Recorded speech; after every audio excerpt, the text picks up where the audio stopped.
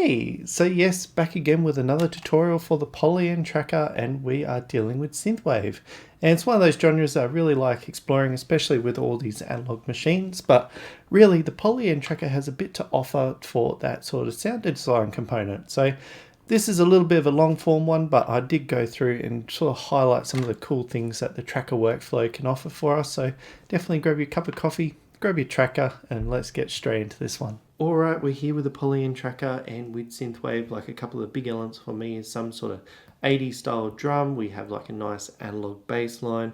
We have some arpeggiators or a melody line and some nice chords to bring it all together to capture that sort of synthwave genre. So let's get into it. The first thing I'm going to tackle is the drums, because like back in the day, like you would have the linn drum, which is sort of like this sampler based drum machine, and it did some cool things like when you had to store sample memory into chips. So the Polyend tracker has a way that we can mimic this sort of like low bitrate samples. So I'm just going to go into my instruments because I've made a series of drums, and the one I'm looking for is my acoustic drum kit, because we're dealing with real samples here. We're not dealing with drum machines, and we want to convert that into a sort of lo-fi sample. So I'm just going to add that one. Yes, continue.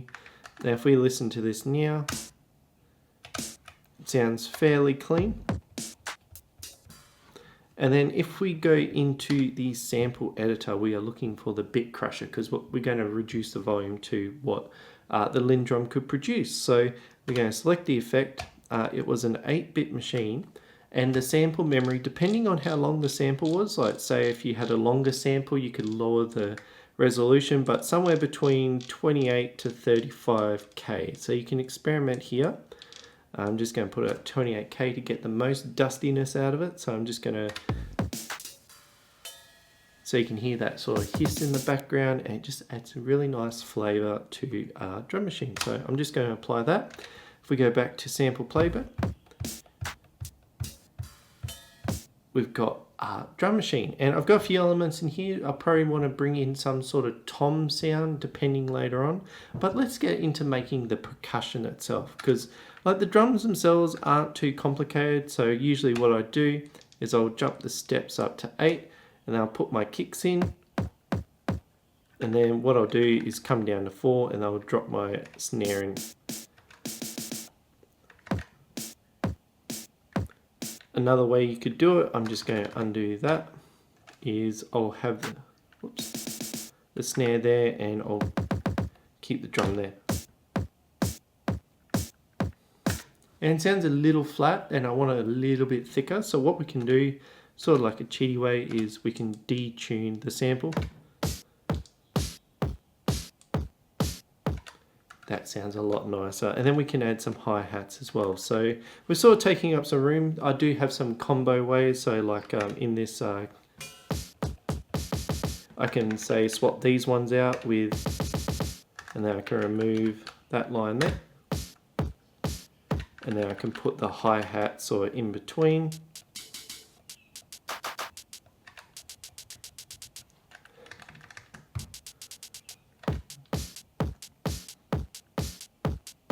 And that's kind of cool. And that's a really nice way to keep a lot of room for all our other sounds as well. So what I've done is I've moved all the snares across into their own channel again, because we're going to create a gated reverb. So what this was someone left a microphone on in the back of a studio one day and thought, hey, that sounded really cool. So what we want to do is first we're going to create the gate. So I've just picked the FX channel, and I'm going to fill, and I want to choose the notes that I'm going to do. So I've selected everything.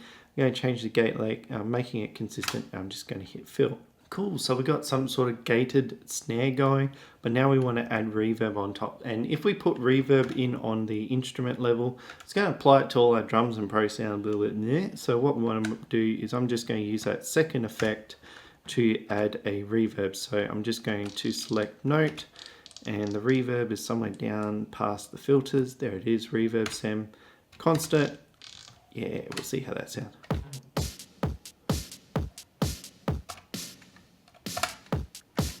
That sounds pretty cool. And what we can do is probably just have a bit of a fiddle with the reverb and delay. So if we want to make it a lot larger,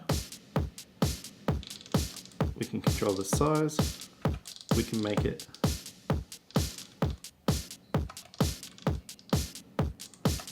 like cut off the high ends and do that sort of stuff. So that sounds pretty cool, and it's probably a little bit fast to the type of synthwave that I've got in my head right now, so I'm just going to drop the rate to probably 110. Maybe a bit faster, but we'll play with that as we go on. Alright, so this is a really nice position to be in. We've got a basic kit in, and this is where you can start flavoring up. And I've just gone through and added a few things from our little drum kit here. So I've got some kicks, I've put a cowbell in there. I did some sample reversing, which is a nice feature to create, like, sort of builds up into a snare. And then, yeah, just some weird pitch bend things as well. And really, like, whatever samples that you get, you can throw at this. So definitely experiment, and let's get straight into our bass line. Now we're up to our bass line, which are quite fun to put in, and we get to play with like arps and having a little play with that sort of area. But when I think about synthwave, I'm always thinking about analog synths, and this is a little unit, but really it shows the concept of subtractive synthesis, where we have like a bright buzzy sound, so like saws and square waves. We use a filter and resonance to sculpt the sound, and then we have envelopes to create the instrument that we want to play. And really, when it comes to the Polyend tracker, is a sampler-based workflow. But one thing for me, and a lot of people online say that this doesn't really have a sound engine, like we can take samples and play with it.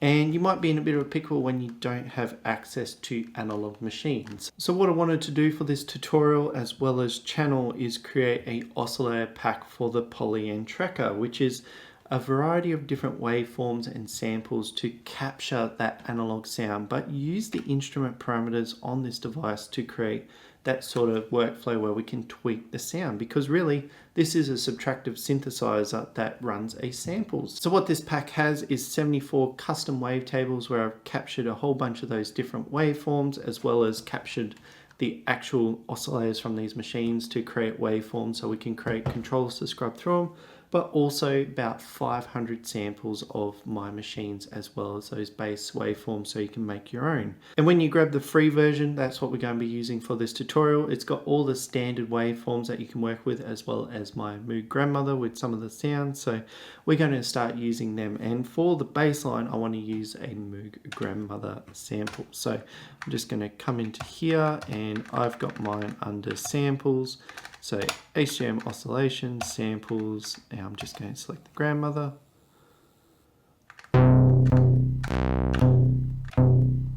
I like that one, so I'm just going to bring that one across. So I'm just going to add next.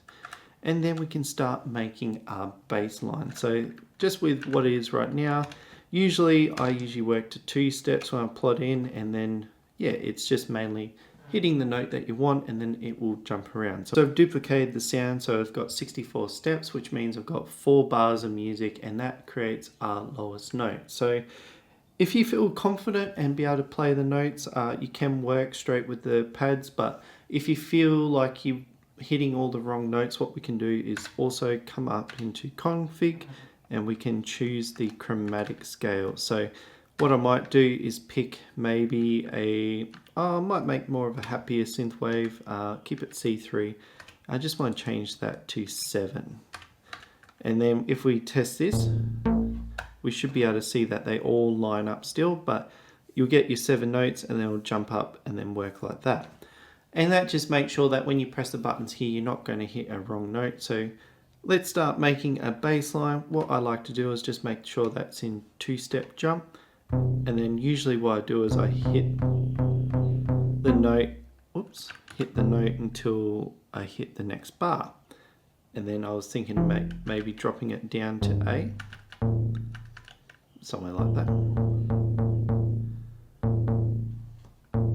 And then I might jump up to a higher note. Yeah. Just playing by ear until I go to 48, and then maybe walk down.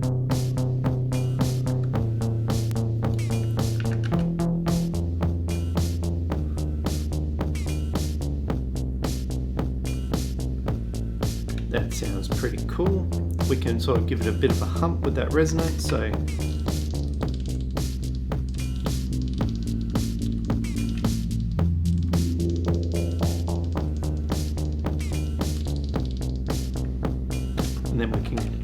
the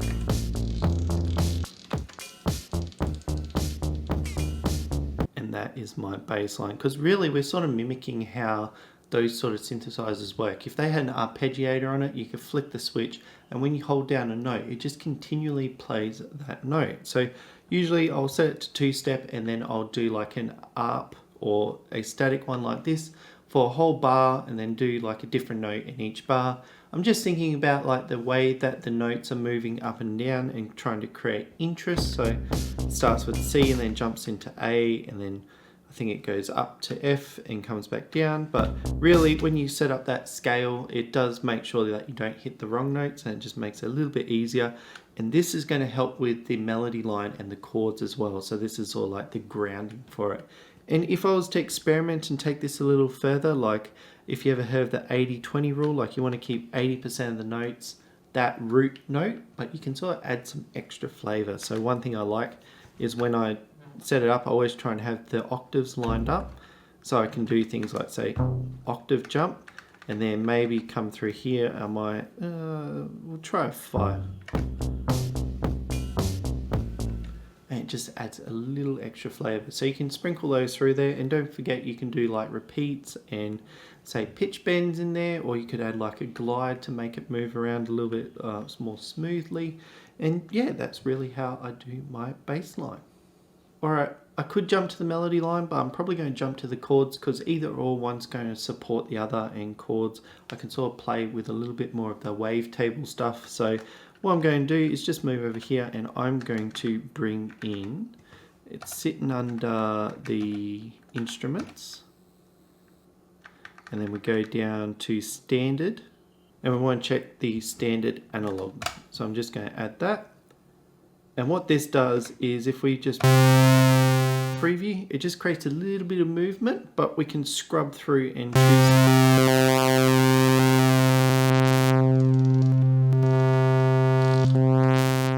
So it's just a variety of different waveforms that we can choose from. So I want a saw wave, so maybe something like that. That movement's probably a little bit too much, so just makes it sound a little bit more natural than having a single cycle waveform and it keep repeating. It just makes it sound a bit flat. But what I want to do is I'm just going to sculpt this to make some sort of chord. So I want to turn it down a bit, because sometimes when you make chords on the Polyend tracker, it does slam up to the top. And then I'm going to use these 4 channels here. So what I might do is just bring it into 8 mode by holding pattern and then pressing note and instrument. And I'm going to put in a basic chord, and what I might do is start at the top, so we're following that root note, so we got a C, and then probably jump up 3, and then maybe 5, so it's like a basic C major. We'll probably turn it down. Alright, I've just picked some notes, and because I'm using a C minor scale and started on C, I know that's a bit of a minor chord there. So what I want to do is come down to 16, and then I'm going to put in the next chord, which starts with the A3. So I think that is about there. So we could start there, but I might do an octave jump, and then we can do... It's nice to be able to see what the note is, so when I scroll across I can sort of plan it like that.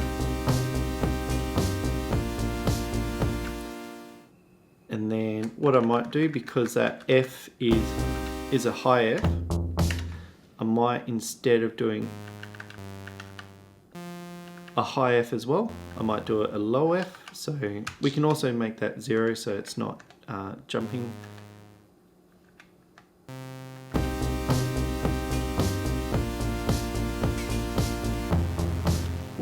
Probably a bit low, about there, and then we can make it step up again because we're hitting that D. So I've gone through and added the basic trichords from the root tone here.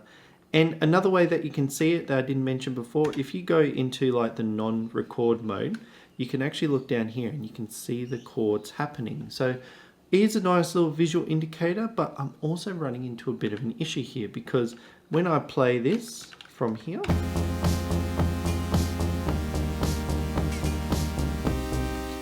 I sort of want this one, because like having it all go down then jumps back up and then keeps going down. So I want to create this sort of wave shape with the chords. And this one still feels like it's going down. So I'm pretty sure this is a D minor, don't quote me. I'm not that good with chords, but I know that I want this to sound a little bit higher than the previous one. So what I'm going to do is invert this first note here. And the Polyend tracker does that really well. So if we hold, we'll hold the note. So we're looking at a D5. We can bump that up to a D6. So I'm just going to press that button. And then if we listen to that again,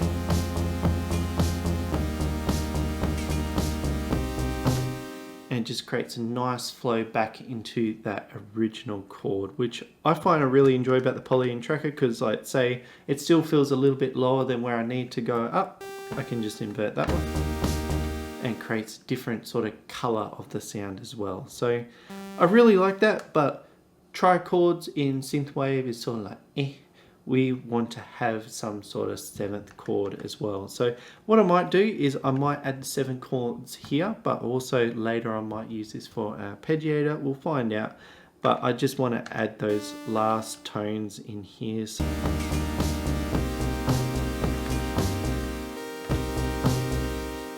yeah, so I'm just moving chords around to sort of color it the way I want to hear it, but this is a really nice point to be in, because what I might do is start fiddling with the envelope of this.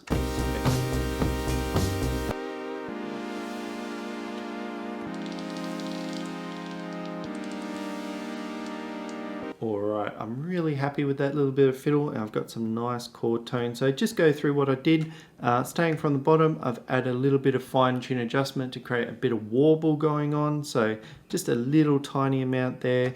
I played with the cutoff, so I created an envelope to allow it to come in and out a little bit to create more of a pad sound. I've dropped the volume right down on this one, so it's just in the background, and changed the cutoff so it's really low, so that cutoff envelope really controls the sound.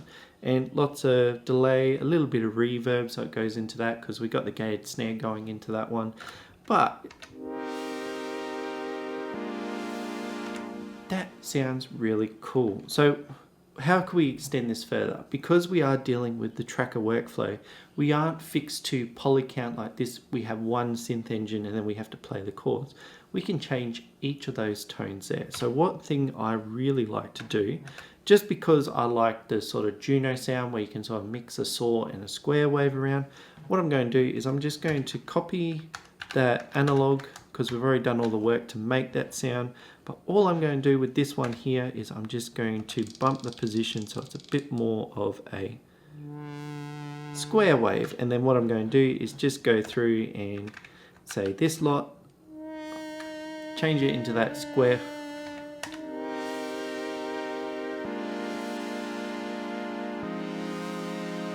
And just adds that hint of square wave with the saws and just makes it sound a little bit nicer. Another thing too with old analog synths is they do fall out of pitch as you play them. So another nice neat little trick, just a slight amount, nothing too crazy. I'll just do it on this one.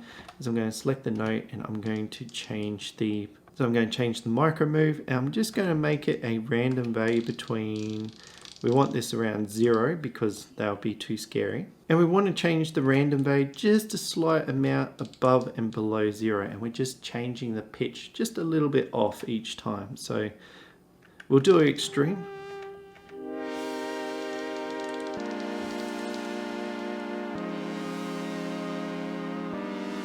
Here how one note's like well out of tune, so I'll just bring that back in. But if you have them a little bit out of tune, it just gives like a nice detuned sound to the chord.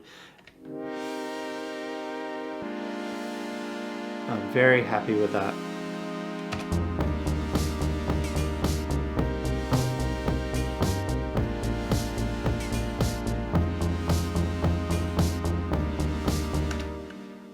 Alright, now we're up to the melody line, and there's a different way I usually work, which is I'll create the song data first and then I'll create like a length of blank. That's where I start making my melody line. But if you're making a chorus and that, you sort of stick within the block, and like 4 bars, that's a fairly good amount to make some sort of melody line. So I'm going to use these 3 to create some sort of melody instrument. So I'm just going to play with the sound. So the analog waveform itself has like a pulse width modulation, so I might set it between the 2 points, and we'll just increase that volume as well, or the wavetable bitty. So if we jump back, so we're getting that full pulse width, and then we'll probably do it over 12 steps, and I'll play with the cutoff just because it's a bit bright and I don't want it punching through everything. Like I want it to be a little bit in the background, so just going do something like that, and then we'll do the cutoff where it's just like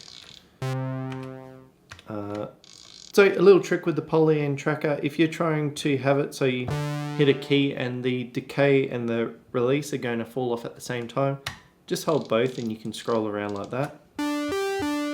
Alright, so next one we've got this chiptune 8-bit instrument, and this is really all the chiptune sounds. And if we look at the waveform, it looks a bit weird in some points, but like we have a saw, we have like a dog tooth, then it goes to a triangle, a sine, a distorted, and then it does its duty cycles for the square wave. I did make this an 8-bit sample, so the wavetable screen looks a bit weird at certain points, but you can see it snapping between that 50%, 25, and 12. So I might leverage that to do something with. So I'm just going to adjust the wavetable position with, say, an envelope. I'm just going to bring all this stuff down and just have, probably turn it down as well, because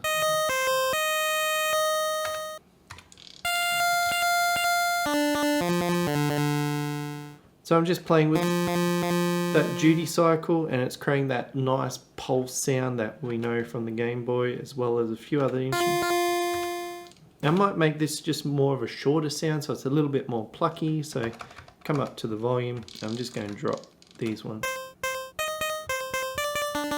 and then chiptune always sounds good.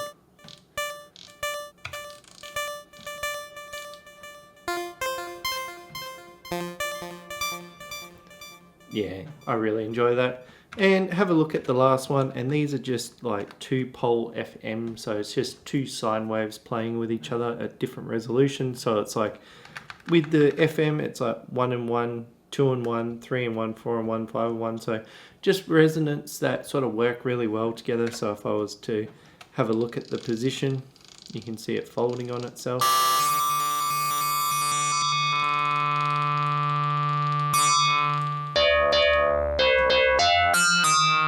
But it just gives us a nice little start in FM. So I'm just going to probably drop that wave position down quite a bit. It's probably a bit fast, so I won't change that one.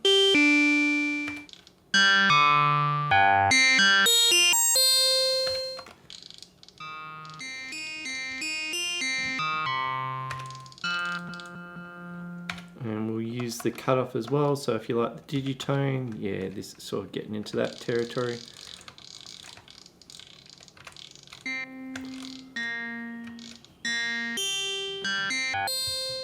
And we'll give it some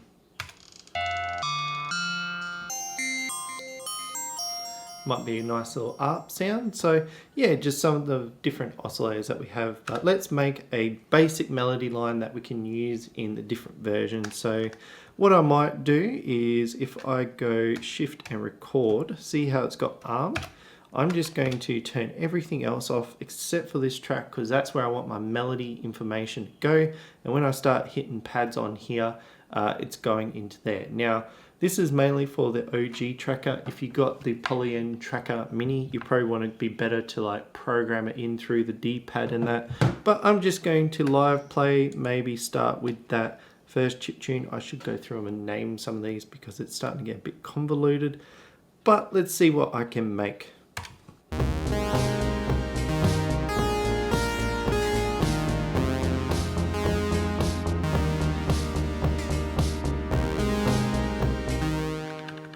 we'll just do some of the niceties like back, and then we can just insert to move things around. So I've just gone through and cleaned up the melody line.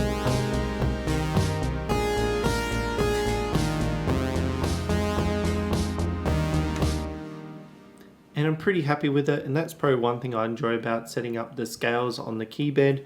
It just makes things so I just have to focus on the notes I'm hitting, not the right notes. And yeah, I just had to go through and clean up some of the timing, but I'm really happy with this. And now that we have like a full block of song information, we'll probably be transitioning on to making a track soon. But just a few things with this, like I'm keeping it very static because I'm going to use this to extend out future melodies when I start playing them. But some of the things I'll be playing with is something like glide or the slide functions down here, so we can get some like movement that way. The repeats is usually a cool one to add during the melody line. So yeah, experiment and play with this, but let's get straight into making our songs. So we've got a block of information, and I probably want to make a part B. So I want to change up some of the chords, and I want to do some of the other stuff. So I'm just going to hit record, add slot, and come back. I'm just going to go into this. I want to copy the pattern, and then I want to go to pattern 2, and I want to paste the pattern. So what I'm going to do is just mute certain things. So we could change up the drums, and really because right now the drums, I've got the kick and the snare there, I might remove the, oops, I'm going to remove all the hats. So just removed all the hats, and I'll probably remove all these like little bits in between, so I've got like more of a softer drum that I can pull from. So I've got 2 channels of drums to actually play with. Alright, so I've lowered the energy of the kick and snare, which really is the kick and just the snare now, and same thing, I want to do it to the bass line, but for the bass line I want to do a bit of sidechain compression to allow the kick to get through. And we could use the sidechain in here, but that is probably going to be a little bit overkill, and I'll do it for the entire track, and we just want that kick to pop through. So what I'm going to do in the pattern is I'm going to use the FX and choose volume, and I'm going to make sure I'm on 4 step because the kick's on every 4th step.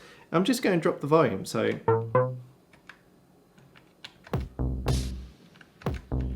probably a bit low, so we'll bring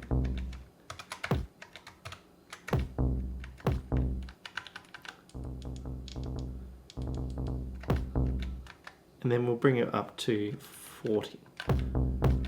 So with 36, yep, we're just going to punch all them through, and then we want to go to the 49 and punch all them in as well.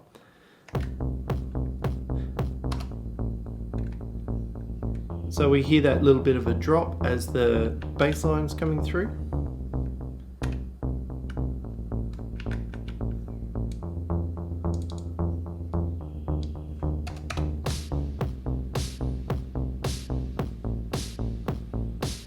And that's kind of cool. Alright, so the bass and drums are done, and I want to do something to this chord structure, and I want to add an arpeggiator. And what I might do is just use this channel because this closely represents the bass line, and then put an arpeggiator in there. So what I can do is I'm just going to select everything, going to add the fill tool, and then what I'm looking for is the ARP function, which usually sits up here. So if you go from random top, ARP, and I want to just do consistent for now. So we can select one, and what I might do is an ARP going up, so that's what that forward bracket means, every step. So we'll do that one. But nothing's happening because what we need to do is add our MIDI chord. So we'll go fill again, and then we scroll all the way down to the bottom to MIDI chord, and then we'll sort of replicate the sort of sound that we're getting over here. So it is probably a 4-7-A. So it's like how many steps up. So we put in a C chord, and you count up 4, which is probably a E, and then count up again. So it might be a 3-7. We'll give that a shot. And if we mute everything, because this,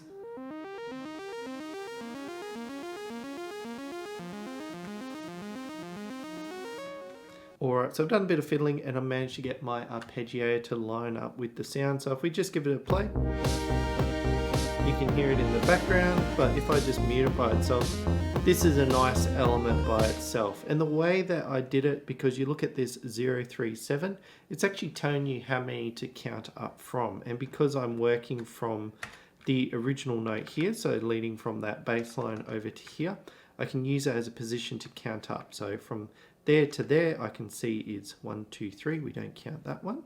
And then from there to there, which is an extra 4 on top, so that's 7. So that's how I got the 3, 7 here. And then if we go down, and I did play it by ear as well, so some of them might be a little bit out of sync, but it just adds a little bit of spice as well. So this is in a really good position. I'm not really going to worry about the melody line because I'll start filling with that when it's fully done. But so I can change up the elements. So I can add like that chiptune sound.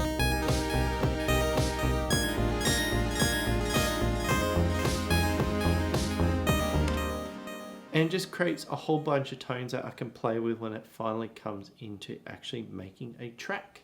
Alright, let's start making a track. So if you know me, I like adding a bunch of working slots, so just keeping information clean. And then what I'll do is I'll bring this one up to 16 because then that leaves, sorry, 12, because that leaves this row clean. And then I add a whole bunch of stuff. So let's make our introduction. So we choose the elements that we want to play. So right now I probably just want those chords to come in. A bit slow, a bit easy. So I'm just going to copy and paste it. Usually another way is I'll just like copy the song information across as well. So as blocks. So I might just copy all them and just paste it a few times to get those different blocks. So I'll take the drums out and the bass line and the melody, and we just have those chords, but I might just use the original chords so they're not as in your face.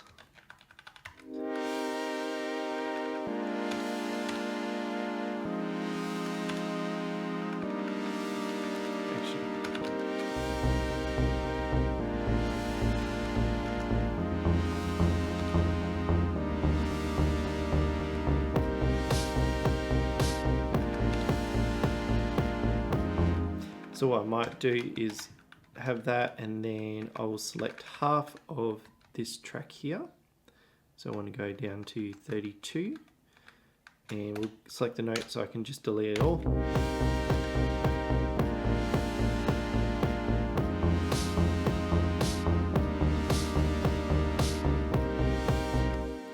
So we have some kicks coming in, then probably like then come in with the snare as well. So I'll work on that a bit later. I'll add a slot here just for, this is going to be that transition sound, and then we can get into the meat and potatoes. So we probably want to come in with this melody line first. So we'll copy and paste.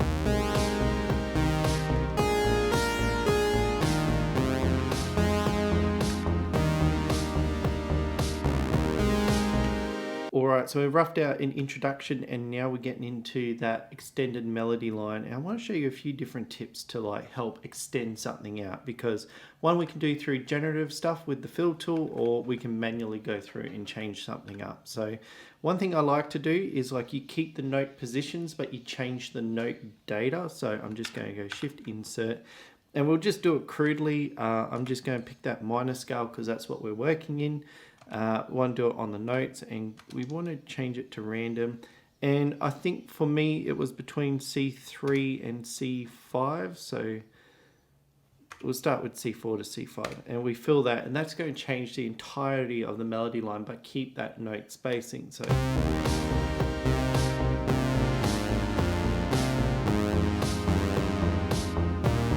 So it's keeping that part of the pattern but also changing something to make it a little bit different. And this does work in some cases, not like this blanket statement, because we're losing that sort of grounding of the original melody. So I'm just going to undo that one. All right, after the undo, what I'm going to do is select parts, because I think like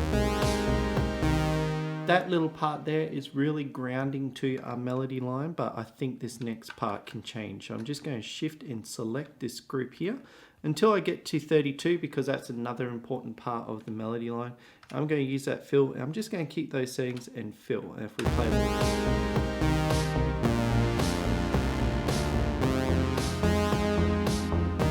I actually like that step, but I think that should be a little higher to match the previous melody. So I'm just going to hold shift and bump.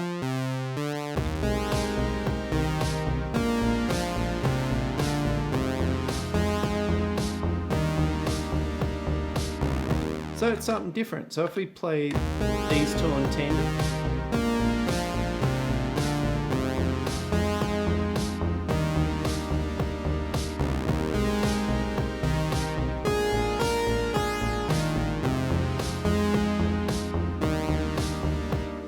so that was two parts of the same thing, and we just ran generator over the top, and it just felt a lot more extended. So that's just a nice way to do it. And then like the same thing with how we use that generator, I usually go in there manually tweak some things.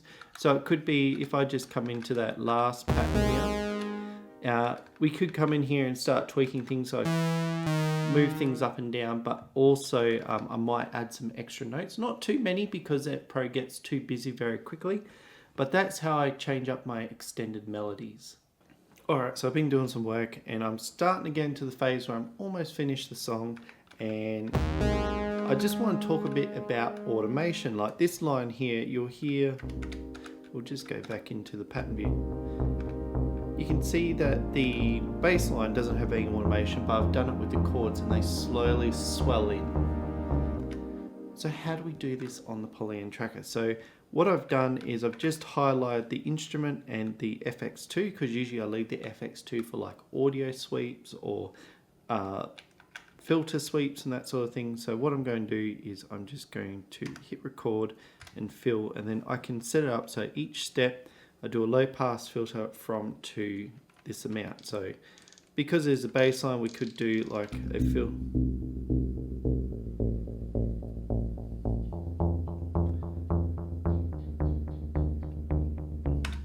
So it just continually builds up, and then we can use, like, we can select and like have different versions, so we could fill for just that section, make it go up and then come down. On the Polyend tracker, what I like to do is I'll usually set it to one step jump, and say I start with 38, so about there somewhere, and then I can use the pads to actually draw out what I'm trying to think of. So I'll probably go up like that. So I'm leaving my finger in a point and then moving it back down. So when we're dealing with like potentiometer knobs, we move them back and forth. So that's what I'm trying to mimic here. So probably like bring it all the way back down, then come all the way back up for the filter, and we'll just clean that little bit back up at the start. So by doing it that way, it's giving us a nice way to create that sort of live sort of tweaking of sounds, but it's all baked into the actual tracker. So this is how I enjoy making those sort of turning of the knobs and playing with the filters, because it creates a more organic sound, and this is why I really enjoy this button grid, and it creates a flow. So what I want to do is every time I make sure I create one of these automation curves, I sort of finish up around the same area. So 26 is where I come in, and then 68 is where I come out. So if I come back into the song, play this one, see I start around that area and keep moving forward till I get to 100.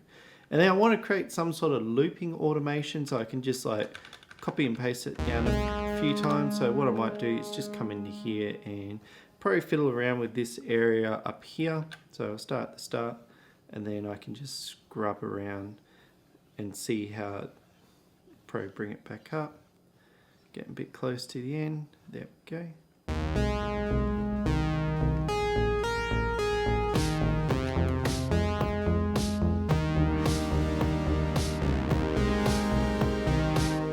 Just gives that little bit of extra momentum as we play through. So this is really where I wanted to leave it. Like, it's just a whole bunch of different techniques to create some sort of synthwave track, and really I'm at that final stage where I'm trying to polish it off. So like I've got to figure out some sort of transition here, but yeah, it's got like an element that comes in and it's like slows down the song, and then I have my part B going. So I'm in a really happy place. So I really hope that's given you a bit of food for thought with this genre, because the Polyend tracker does offer a lot for us to create synthwave and other genre style sounds, because really I just showed like the basics of what I usually do when it comes to a synthwave track, and there is a lot of different genres this thing can handle. So definitely pull it out and have a play and have a go at making this genre.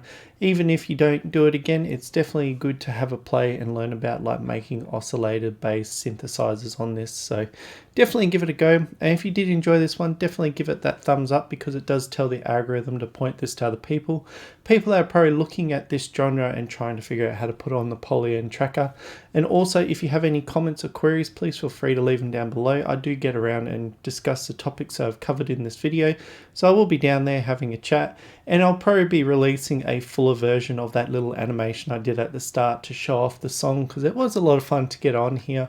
But in the end, if you do like the Polyend tracker, I do have a fair bit of tracker content on this channel, so if you want to stick around, I look forward to seeing you next time.